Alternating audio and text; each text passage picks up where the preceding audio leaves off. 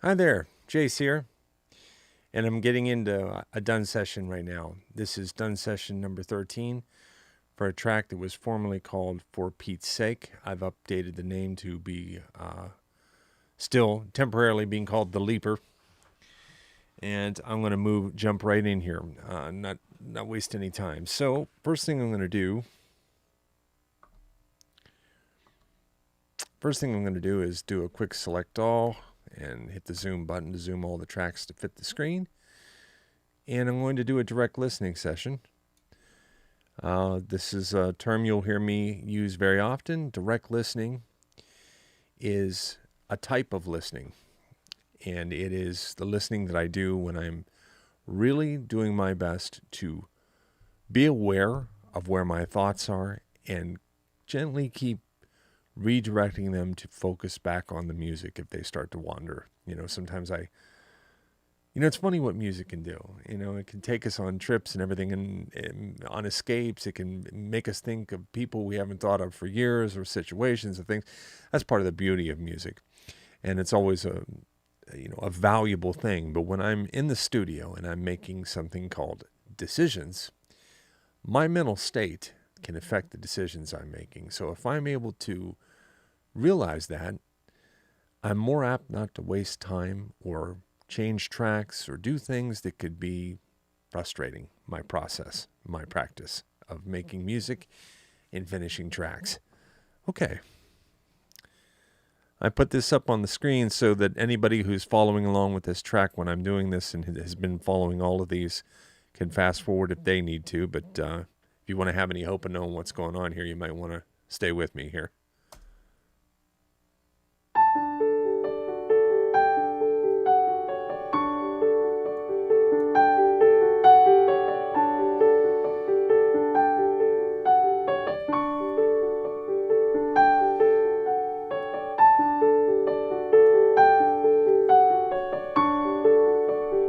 I'm going to start again here. My output levels weren't right. Let me take a deep breath.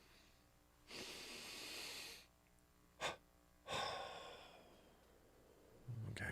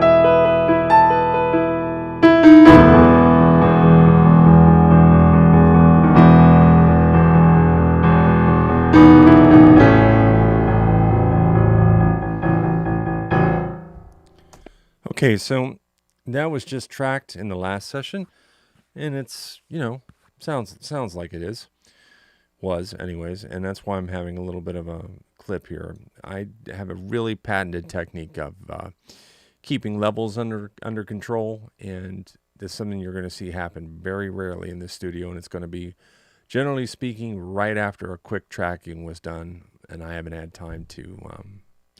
I'm going to actually do a special on gain staging and mixing and everything that I do. I mean, it's going to be, they're all going to be interspersed into these videos, and I'm going to probably start doing table of contents at the starts of them so people can kind of see what they're looking for, anyway. Let's go ahead and pull up my Trello list on this track. This is Jace's helper. This is what I use to stay on track of my tracks. Oh. And hang on one second here. Just give me a moment to get set up here with this. All right. And I'm really not batting a lot of screens here right now. Okay. Got to change the name on this track too. A lot of things happening here at once. All right, so this was a carryover from done session checklist 12. It says use this for session 13. Okay, thank you. I will.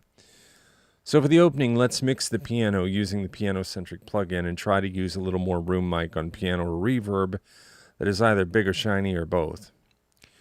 Do a little experiment. Duplicate the piano track and use delay on certain notes, probably around the beat, that adds some sparkle and mystery and makes the piano move towards the background when the deep resonant piano starts. Okay.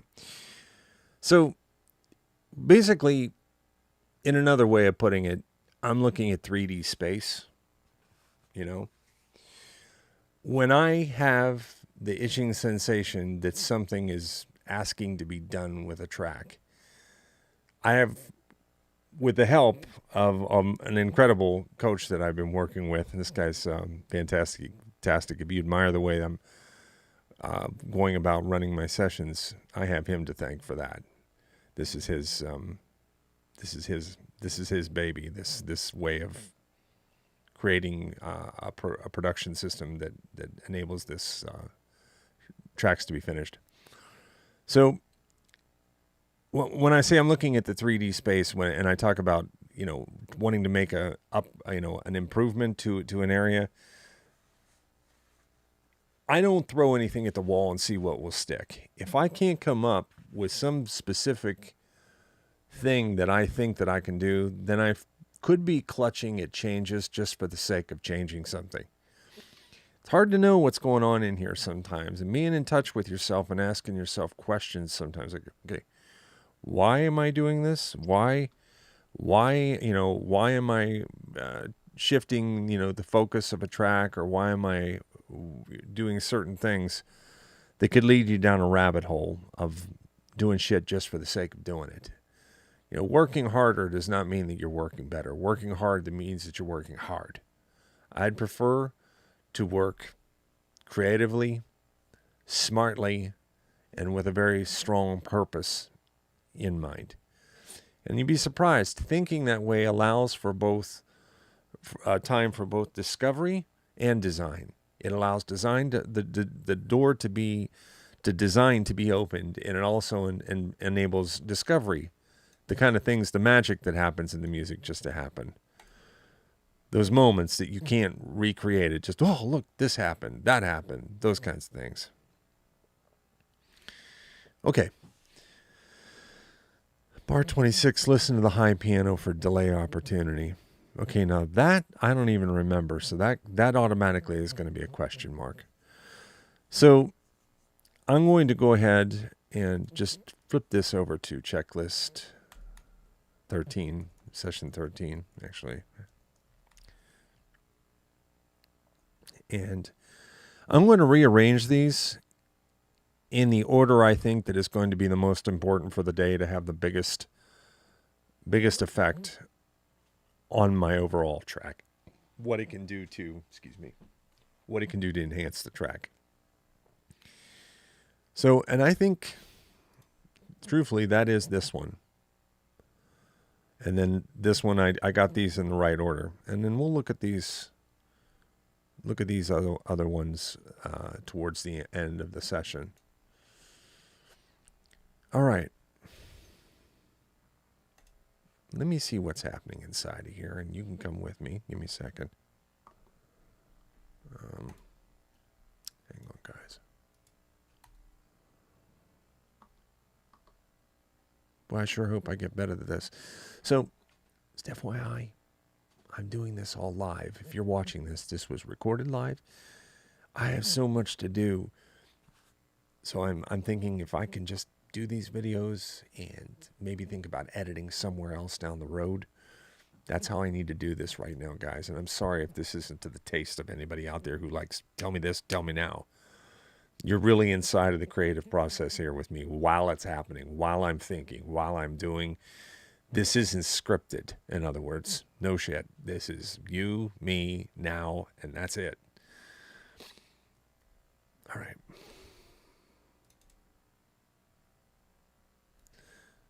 First thing I'd like to do is lighten up the velocity here. Now what's nice is with Logic, when I choose to do that, it automatically is going to scale velocities. So when I select them all and I pull them down, they're moving in scale. Let me listen to this.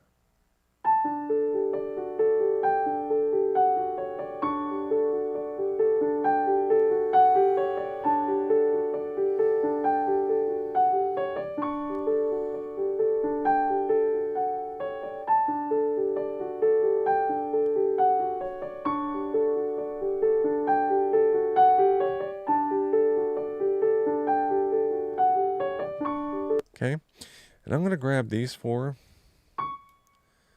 and pull them up out of the soup just a little bit here. Let's keep in mind that this particular instrument that I'm using, the Ravenscroft 275 piano, has a tremendous amount of velocities. A velocity range has 19 layers of velocity. So moving these things a little bit equals a lot happening. You know, I probably just jumped 2 velocity ranges up.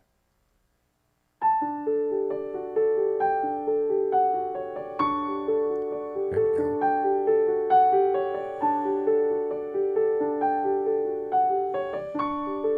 Okay, just a wee little bit less. Maybe 1 velocity range will do it. Okay, I just want that to ring out because I know what I'm going to do here, and that's going to pay off here in a minute. Okay, so I'm going to go ahead and bring up, this is actually a Waves plugin. You know, I've been watching people talk online about plugins lately, and man, I tell you, people really rip into these plugins for, you know, any plugin is good if you're using it in a creative context to do what it is you need to be done, or to give you a solution that is a beautiful one, a good one, a valuable one. And I think a lot of times people just want so much from plugins that it's just not realistic. And I'm going to go with something here that is a little more, I don't know, spacey is the right word. It's not going to be I'm not going for realism here, okay? I'm going for presence, mood, tone, and atmosphere, because this melody, this guy comes back again 2 or 3 times. Okay, it's here. Let me turn this off. No, we're talking about arrangement. Okay, it's here in the beginning.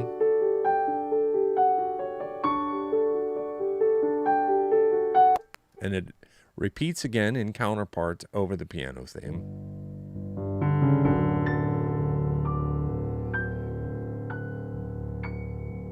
Just the top notes. Okay. And then inside of here, in a little bit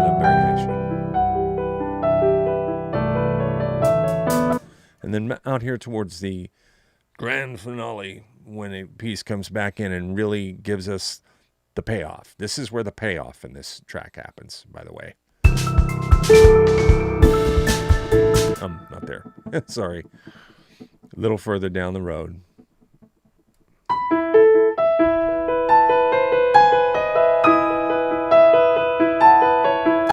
Okay. So I'm using that in my arrangement to hold out a flag and say, hey, it's here. It's arrived. Okay. Let's turn this on.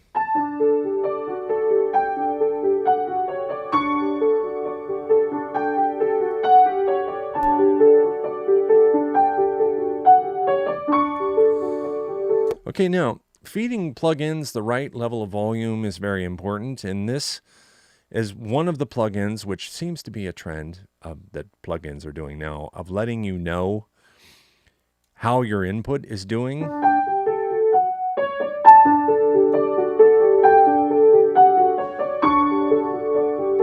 Tell you what, I'm not a black belt with this plugin right now, so I'm just going to go ahead and do this the old-fashioned way, and I'm going to boost gain.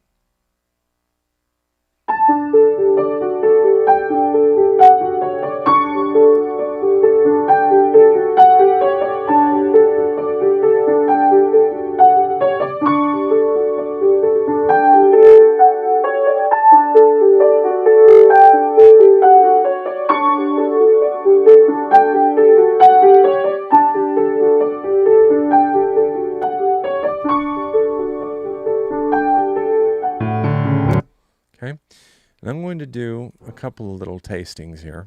I'm going to do it's like a wine tasting. I'm tasting sound, but I am going to limit this. I'm going to make a decision to limit my tasting to 4 presets on this plugin,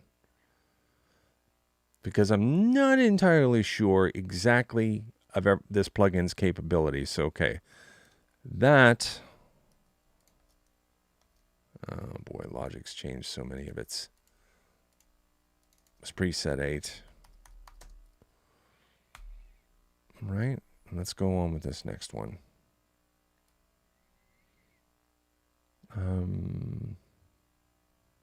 Light enhance.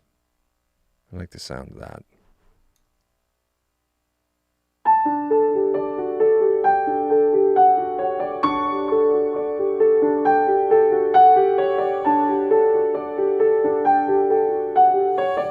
I'm going to turn the delay off because I'm going to handle the delay on my own.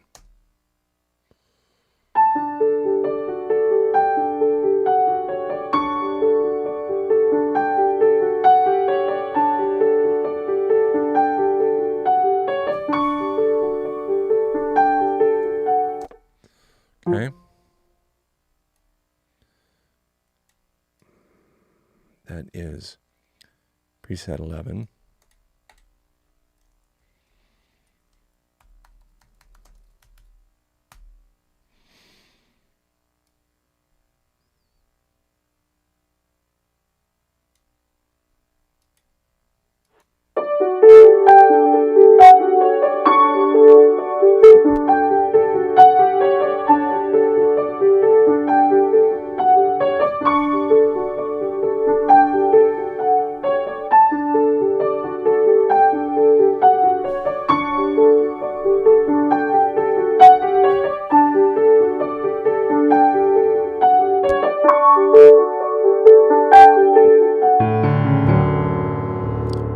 I'm liking that one the most so far. And that is number 12.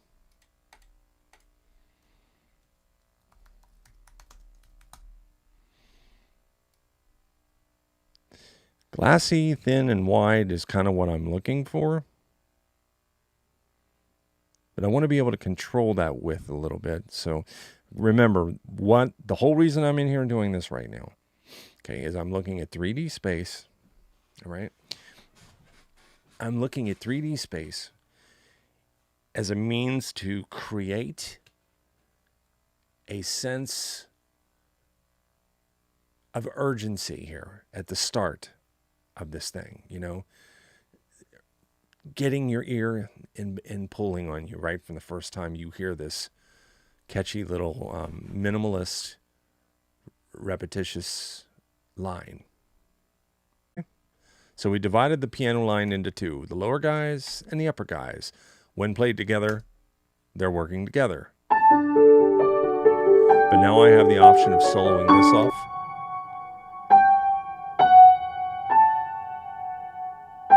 Okay, see? So it gives me the option of doing anything to those soprano notes that I want to do. Now you could say, well, why don't you just use automation and automate the delay on and off? Well, because I don't like artifacts, swirls, anomalies, and things if I didn't ask for them. You know, things get complicated enough without me getting a whole bunch of extra things added to my dish that I didn't ask for. This way, what I get is delay, and I get it in the manner in which I requested it from the plugin. So, I'm going to use Comeback Kid on this. And I've never used this except for a couple of times, so I'm going to have to wing this, but I'm going to assume that I can cut the dry signal off of this and go 100% wet.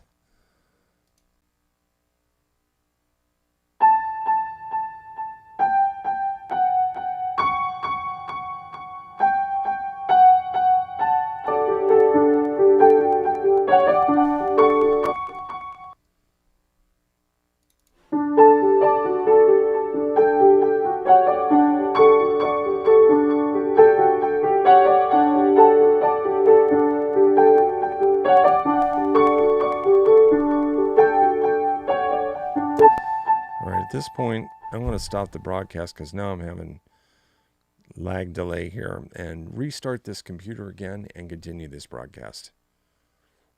I'm just working through some challenges today, and I apologize.